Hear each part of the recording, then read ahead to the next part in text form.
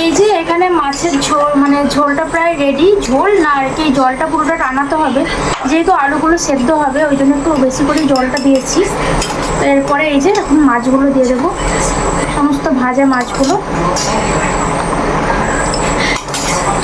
তো পাঙাশ মাছের মানে পাঙাশ মাছ খেতে তোমরা কে কে পছন্দ করো? অনেকেই খায় না, আবার অনেকেই খুব বেশি পছন্দ করে, যেমন আমি খুব পছন্দ করি এই মাছটা। জানি না কেন, আমার খুবই ভালো লাগে। অনেকেই খায় কিন্তু বলে কি খায় না, জানি না কেন। আবার কেউ কেউ আছে একদমই পছন্দ করে না, আমার বড়মশাই অতটাও পছন্দ করে না, খায় মোটামুটি, কিন্তু আমার একদম ফেভারিট মাছ এটা।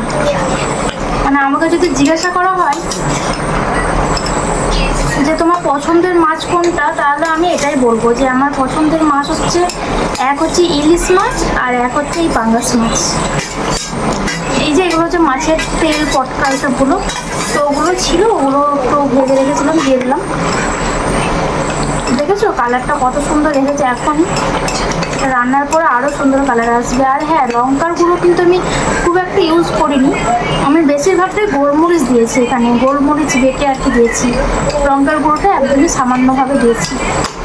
তো এটা এবার 5-10 মিনিট মতো ফুটিয়ে নেবো, তাহলেই কমপ্লিট হয়ে যাবে রান্না। কেমন হয়েছে অবশ্যই কিন্তু জানাবে।